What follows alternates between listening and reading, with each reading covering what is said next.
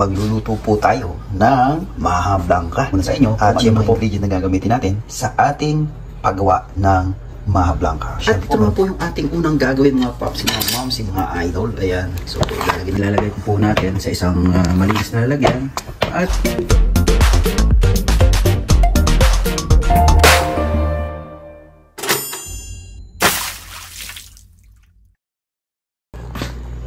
hello, what's up everyone? This is Pops Anton TX and welcome back to my YouTube channel. Siyempre po, nagbabalik Pops Anton TX. Ayan, at ngayong morning po, magluluto po tayo ng maha blanca.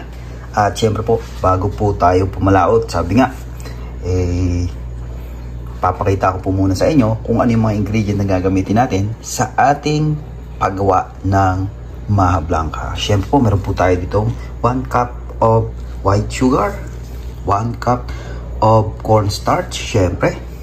At meron po tayo dito 2 can nitong coconut milk o yung gata ng niyog. Ayan, meron po tayong carnation, ayan, evaporated milk. At meron po tayong condensed milk, syempre. At meron po tayong whole kernel sweet corn, ayan. At mga kailangan din po tayo ng 3 cups of water, ayan. At syempre po, kailangan din po tayo ng spatula, ayan. At yung ating gagamitin kasirola sa pagluluto po natin ng ating maha blanca, ayan. At syempre po, ang una po natin gagawin, ayan, wala na pong intro ito, dire-diretso na po. At ito naman po yung ating unang gagawin mga paps, mga moms, mga idol, ayan. So ilalagay na po natin yung ating 2 lata ng coconut milk o yung ating gata. Ayan. Alright.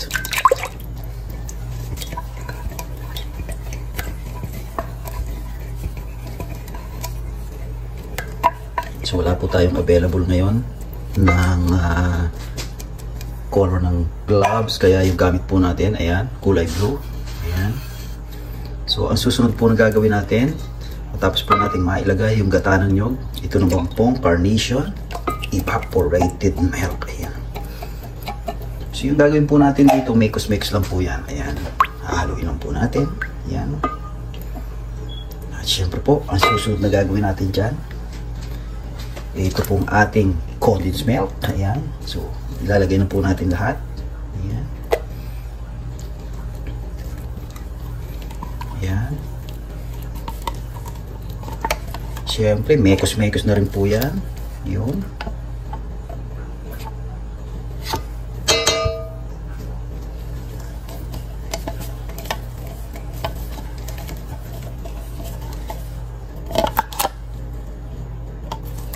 Alright.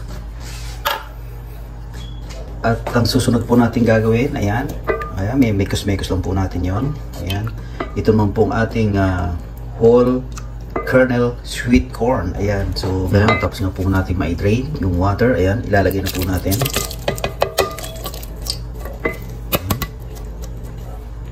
Ito po natin patagalin, ayan. Mekos lang po. Ito po yung alright, at matapos nga po nating paghalu-haluin itong ibang mga ingredient, ayan. So narito naman po yung ating water, ayan. Meron po tayo ditong 1 cup of cornstarch. Ihahalo lang po natin. Ayan. At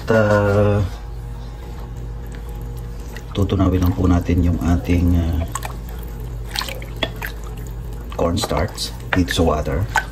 So make sure po na na-melted po talaga siya o natunaw po siya dito sa ating water na inilagay. Ayan.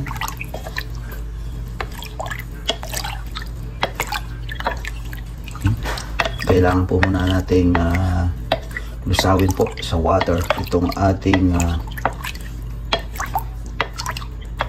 cornstarch bago po natin ilalagay dito po sa ating mixture. Ayan. Since na okay na po siya, ayan, nalusaw na po, at gagawin natin, ito na po yung ating mixture. Ayan.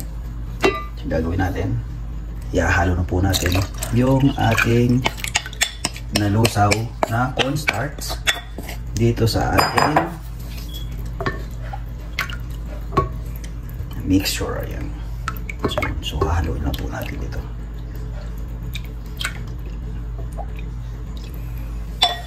At pagkatapos po niyan, siyempre, titikman lang po natin, depende po sa ating panlasa, ano po, kung ayaw po natin ng sobrang tamis, nasa sa atin po. Ayan. Dahil meron po tayong i-add na sugar. Ayan. So yun. Medyo kailangan po natin dagdagan ng ating 1 cup of sugar. Ayan. Ayan, siyempre po, bago po natin isalang po ito, gagawin po natin dito, sisiguraduhin po natin na yung sugar na inilagay po natin matutunaw na rin po dito sa mixture na ginagawa po natin. Ayan.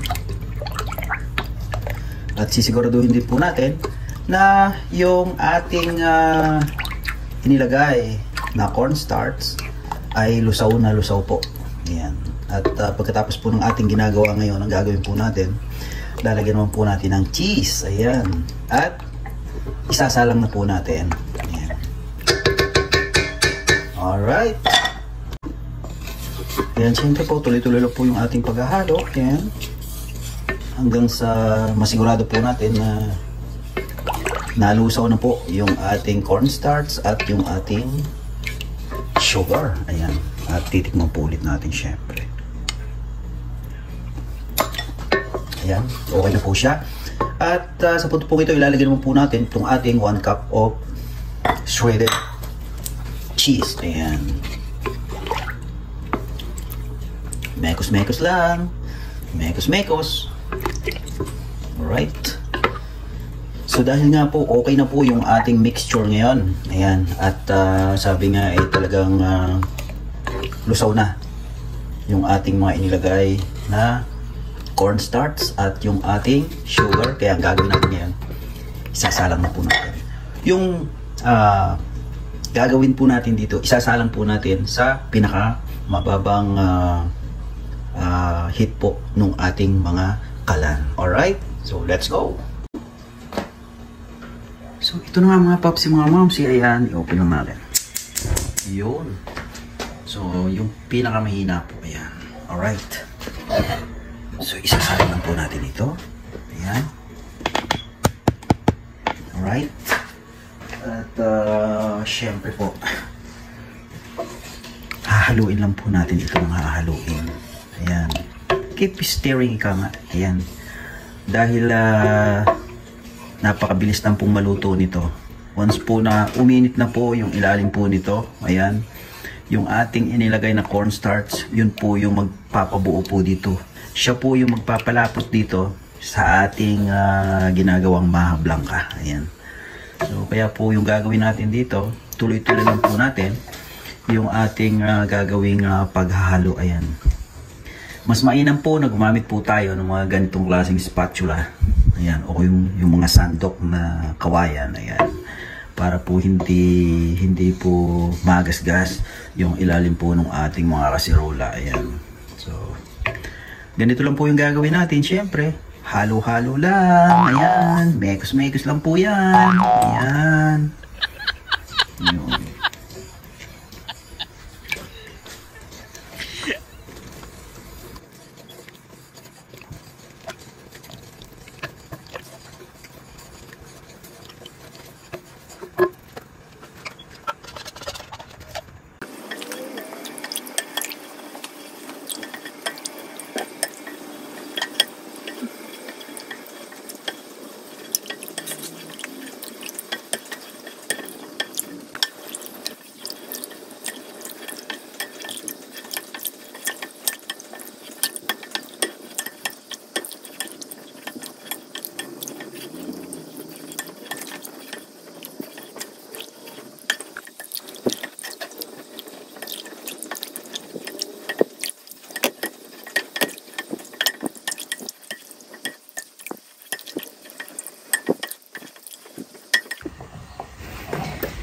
Kaya kung makikita nyo nga mga paps, mga moms, medyo lumalapot na siya at medyo nagbubuo-buo na yung ating Maha Blanca, ayan. Dahil medyo mainit na po siya at sa punto pong ito kailangan na po talaga nating haluin ang haluin.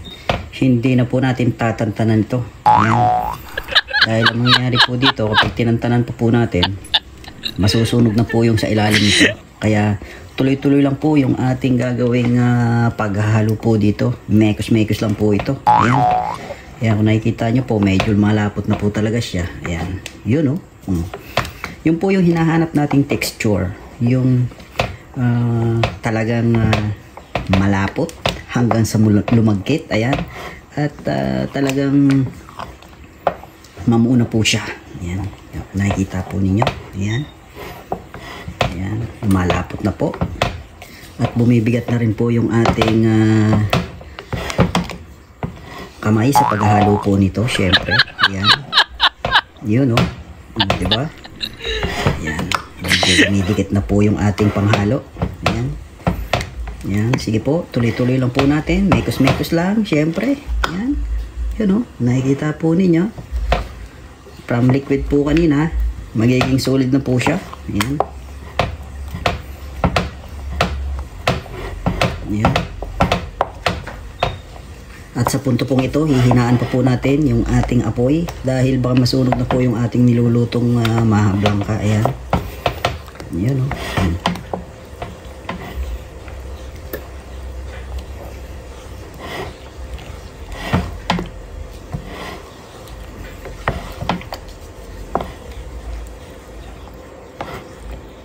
Yun.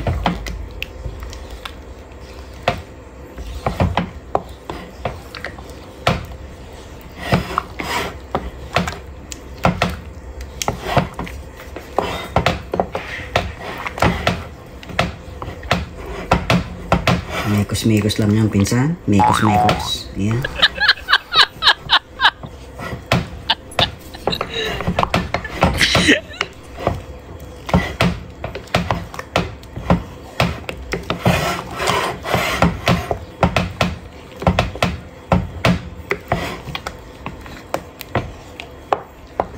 Alright. Medyo nakakangalay lang po talaga sa kamay pag nagluluto po nito. Yun,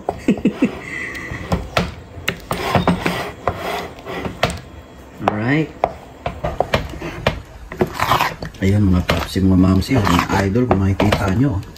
So yung gagawin po natin dito, ilalagay ko po natin sa isang malinis na lalagyan at hayaan po natin mag-cool down. Ayan. At pagkatapos po yan, ilalagay po natin sa fridge. Ayan.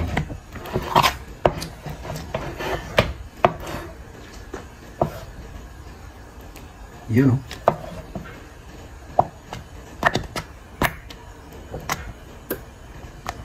Alright. So ngayon po, ilalagay po natin sa isang malinis na lalagyan. Alright. Ito na nga po mga paps, mga mamsi, ilalagay na natin sa isang malinis na lalagyan. Alright.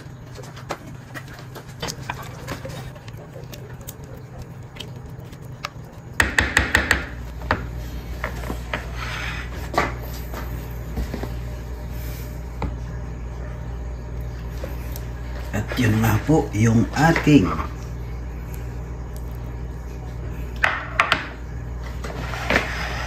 Maha Blanca. Alright.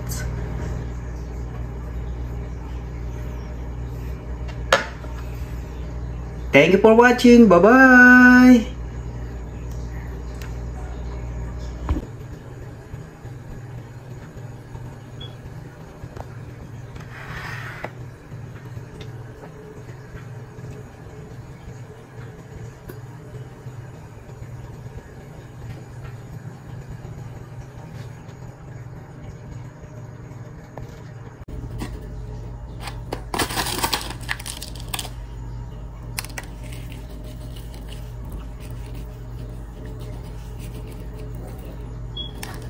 Yun.